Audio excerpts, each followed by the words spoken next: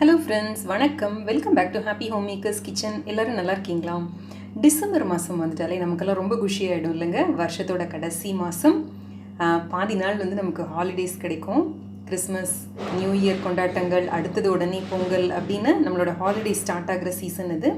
அதே மாதிரி கிறிஸ்மஸ்னு நமக்கு ஞாபகம் வர்றது கேக்ஸ், மஃபின்ஸ், குக்கீஸ், அந்த ரெசிபீஸ். இப்போது இங்கே பார்க்குறீங்கல்ல இந்த மஃபின்ஸ், இது வந்து கிறிஸ்மஸ் ஸ்பெஷல். நம்ம வீட்லேயே செய்யக்கூடிய ரொம்ப ஆரோக்கியமான ரெசிபி இது. முழு கோதுமை மாவில் கருப்பட்டி சேர்த்து, வெண்ணெய் இல்லை, வீட்லேயே சுலபமாக செய்யக்கூடிய மஃபின் ரெசிபி இது.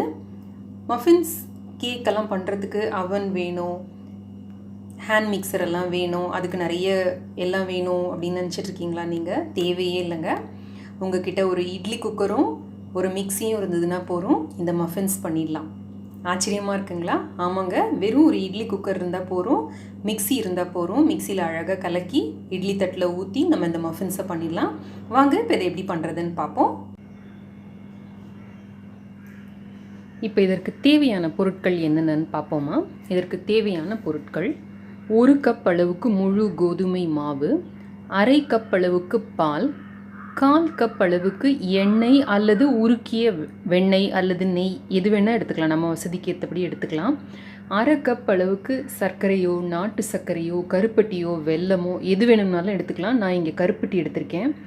ஒரு மீடியம் சைஸ் வாழைப்பழம், 2 டேபிள் ஸ்பூன் அளவுக்கு கொக்கோ பவுடர், அரை டீஸ்பூன் அளவுக்கு பேக்கிங் சோடா, 1 டீஸ்பூன் அளவுக்கு baking powder, 1/4 teaspoon vanilla extract, 1/4 teaspoon chocolate extract அல்லது எசன்ஸ், ஒரு சிட்டிகை உப்பு, 2 அல்லது 3 டேபிள் ஸ்பூன் அளவுக்கு தண்ணீர், இன்ஸ்டன்ட் காஃபி பொடி 1 டீஸ்பூன் அளவுக்கு.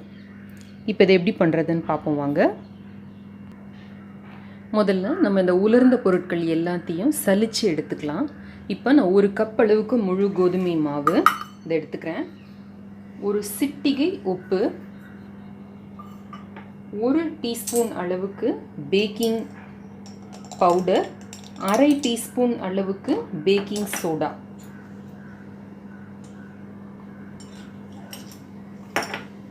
இப்படி தலை தட்டி எடுத்துக்கோங்க. இந்த மாதிரி எடுக்கணும். ஸோ அரை டீஸ்பூன் அளவுக்கு பேக்கிங் சோடா,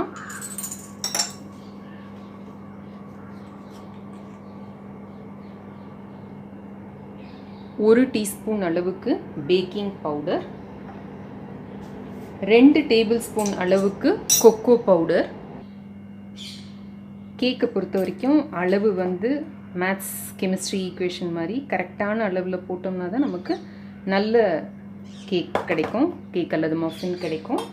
இப்போ இதை நல்லா நம்ம கட்டி இல்லாமல் சலிச்சுக்கலாம். நிறைய கட்டி இருக்கிற மாதிரி இருந்ததுன்னா ஒரு 2 தடவை கூட சலிச்சுக்கலாம். அப்போ தான் நமக்கு வந்து நல்லா சாஃப்டான மஃபின் கிடைக்கும். இப்போ இதை சலிச்சு எடுத்தாச்சு. இப்போ ஒரு மிக்ஸி எடுத்துக்கோங்க. இதில் இந்த வாழைப்பழத்தை போட்டுக்கலாம். உங்ககிட்ட வாழைப்பழம் இல்லைன்னா ஒரு பாதி ஆப்பிள் கூட நல்ல தோல் சீவிட்டு, அதாவது இது வந்து ஒரு 6 டேபிள் ஸ்பூன் அளவுக்கு நமக்கு வரணும். ஸோ அந்த அளவுக்கு வர அளவுக்கு நீங்கள் ஆப்பிள் விழுதி எடுத்துக்கிட்டிங்கன்னா கூட இந்த மஃபின் வந்து நல்லா வரும். இப்போ இதோட இந்த கருப்பட்டி இதையும் போட்டு நம்ம நல்லா அரைச்சி எடுத்துக்க போகிறோம். இப்போ இந்த வாழைப்பழத்தையும் கருப்பட்டியும் நல்லா அரைச்சி எடுத்தாச்சு. இதோட இந்த எண்ணெயை ஆட் பண்ணிக்கோங்க. எண்ணெய், உருக்கிய வெண்ணெய், உருக்கிய நெய் எது வேணால், ஆனால் 1/4 கப் அளவுக்கு ஆட் பண்ணிங்கன்னா சரியாக இருக்கும். ஆட் பண்ணிக்கோங்க. இப்போ இதுலேயே நம்ம இந்த எசன்ஸையும் ஆட் பண்ணிட போகிறோம். 1/4 டீஸ்பூன் அளவுக்கு. நான் வந்து சாக்லேட் எசன்ஸ், வனிலா எசன்ஸ் ரெண்டுமே 1/4 டீஸ்பூன் ஆட் பண்ண போகிறேன்.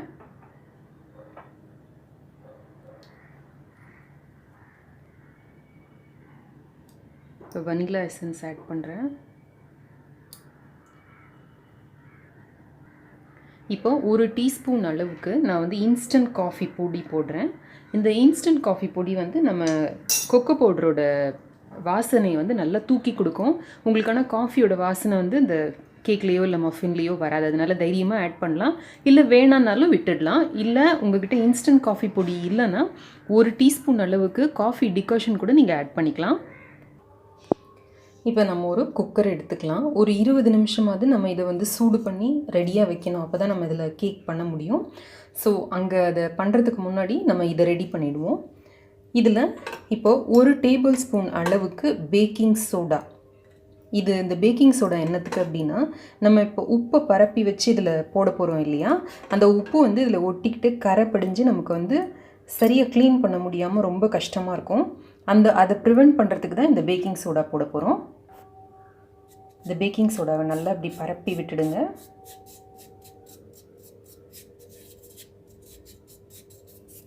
பரப்பி விட்டுட்டு இப்போது இதில் 1 கப் அளவுக்கு உப்பு.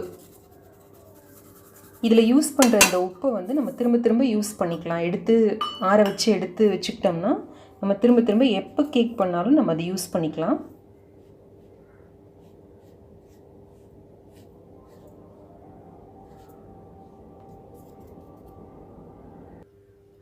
இப்போ இதுக்குள்ளே கொள்கிற மாதிரி ஒரு மெட்டல் ஸ்டாண்ட் ஒன்று எடுத்துக்கோங்க. பிளாஸ்டிக் பார்ட் எதுவும் இல்லாதபடி எடுத்துக்கோங்க.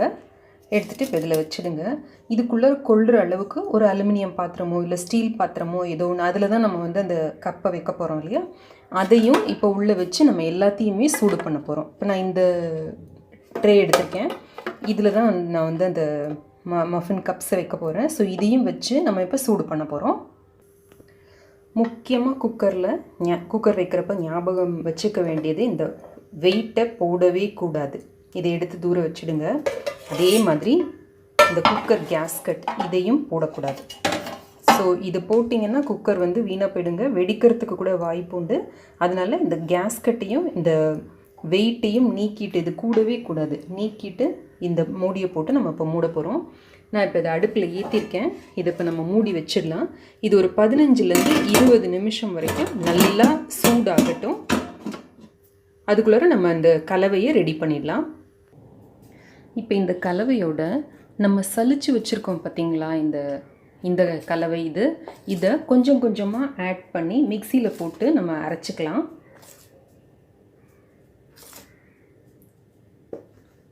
ஒரு 2 இல்லை 3 பார்ட்டை இந்த மாவு பிரிச்சுக்கிட்டு கொஞ்சம் கொஞ்சமாக ஆட் பண்ணி அரைக்கலாம். இப்போ அடுத்த பார்ட்டை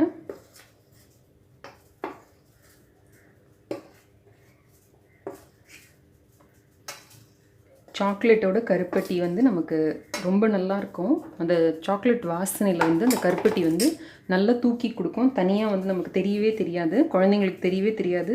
நல்ல ஹெல்த்தியான மஃபின் இது. இப்போ திரும்ப அரைச்சிட்டு வரேன். இப்போ இந்த லாஸ்ட் பார்ட் மாவையும் போட்டுடலாம்.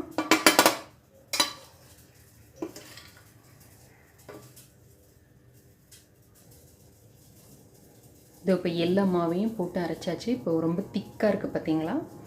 இப்போது ஒரு பேன் எடுத்துக்கோங்க. பேன் எடுத்துகிட்டு இதில் இந்த 1/2 கப் பால் சொல்லியிருந்தேன் பார்த்தீங்களா, இதை இப்போ நம்ம சூடு பண்ண போகிறோம்.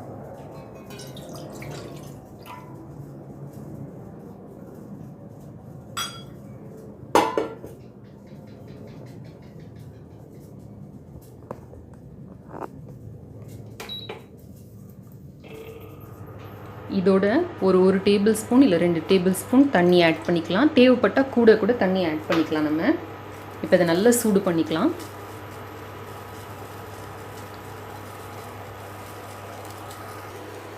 இப்போ பால் நல்லா சூடாக இருக்குது. நல்ல சூடாகவே பால் ஊற்றலாங்க.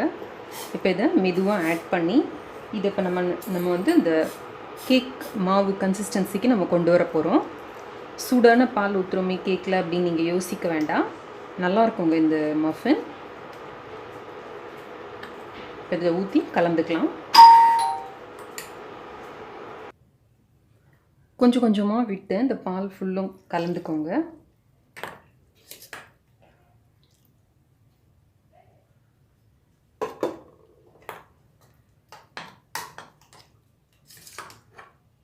இந்த மாவு வந்து மற்ற கேக் மாவை விட கொஞ்சம் தண்ணியாக இருக்கும்.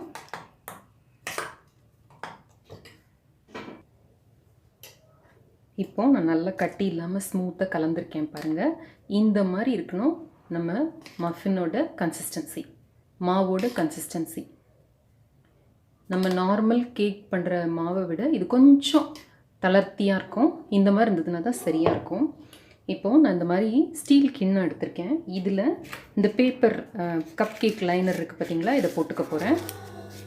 நீங்கள் வேணும்னா இந்த மாதிரி சின்ன கப் எடுத்து இதில் கூட கொஞ்சோண்டு எண்ணெயோ வெண்ணெயோ தடவிட்டு இதில் கூட நீங்கள் கேக் பேட்டரை ஊற்றி வச்சு செய்யலாம்.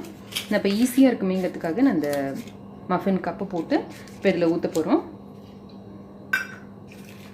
ஒரு 3/4 அளவுக்கு ஊற்றினா போகிறோம், ஏன்னா இது பொங்கி வரும் இல்லையா, அதுக்காக.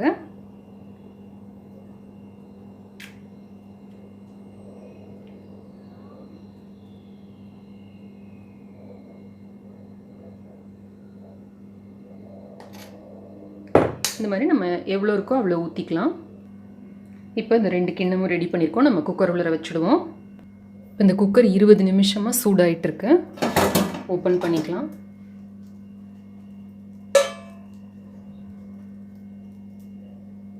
இப்போ இதுக்குள்ளே நம்மளோட கிண்ணங்களை வச்சுடுவோம்.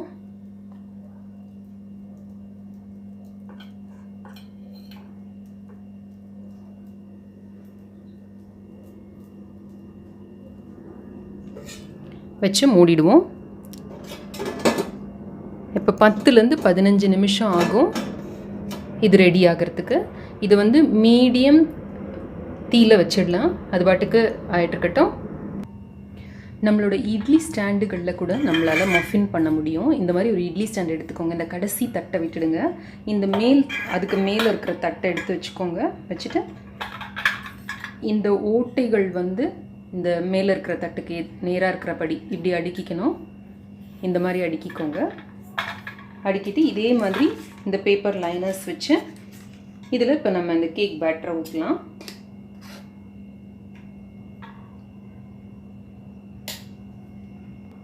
இப்போ நம்மளோட மஃபின்ஸ் ஊற்றி ரெடியாக இருக்குது. இதையும் இப்போ நம்ம இந்த குக்கரில் வச்சு எடுத்தோம்னா நம்மளோட மஃபின்ஸ் ரெடி ஆகிடும்.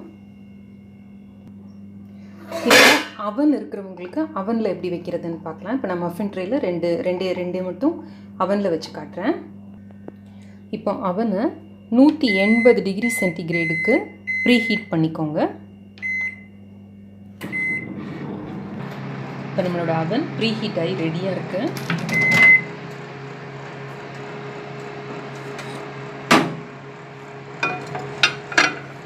இப்போ இதை நான் 12 நிமிஷத்துக்கு செட் பண்ண போகிறேன். ஒரு அவனும் வித்தியாசப்படும். ஸோ உங்களோட அவனுக்கு ஏற்றபடி அதோட டெம்பரேச்சருக்கு ஏற்றபடி நீங்கள் இந்த டைம் அட்ஜஸ்ட் பண்ணிக்கோங்க. தொடர்ந்து பார்க்கலாம்.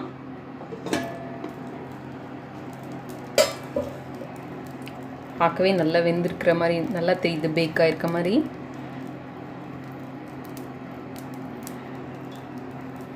பாருங்கள், நல்லா க்ளீனாக வந்திருக்கு. ஸோ நம்மளோட மஃபின்ஸ் வந்து ரெடியாக இருக்குன்னு அர்த்தம். ஆஃப் பண்ணிடலாம். இப்போது கொஞ்சம் நேரம் இந்த சூட்லேயே இருக்கட்டும். அதுக்கப்புறம் நம்ம வெளில எடுப்போம். எவ்வளோ பியூட்டிஃபுல்லாக வந்திருக்கு பார்த்தீங்களா. ஒரு குக்கரும் மிக்ஸியும் இருந்தால் போகிறோம். நம்ம வீட்லேயே அழகாக நம்ம கேக்கு மஃபின்ஸு எல்லாமே பண்ணி சாப்பிட்லாம். நான் அதை எடுத்து கீழே வச்சுட்டேன். நம்ம இட்லி பாத்திரத்தில் வச்சோம் இல்லைங்களா, இட்லி தட்டில் இதை எடுத்து உள்ளே வைக்க போகிறேன்.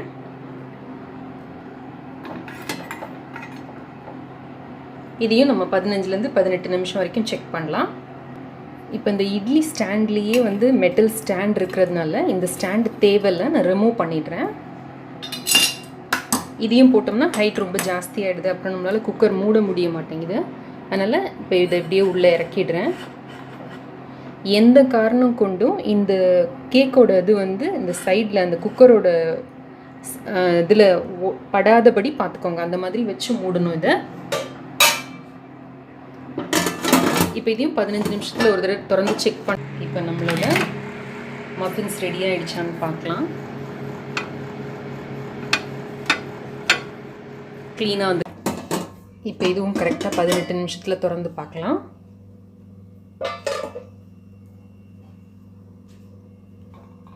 ஒரு டூத் பிக் வச்சு குத்தி பார்த்தா க்ளீனாக வருது. ஸோ நம்மளோட இட்லி தட்டில் வச்ச மஃபின்ஸும் ரெடியாக இருக்கு. இதை இப்போ வெளியில் எடுத்துடலாம்.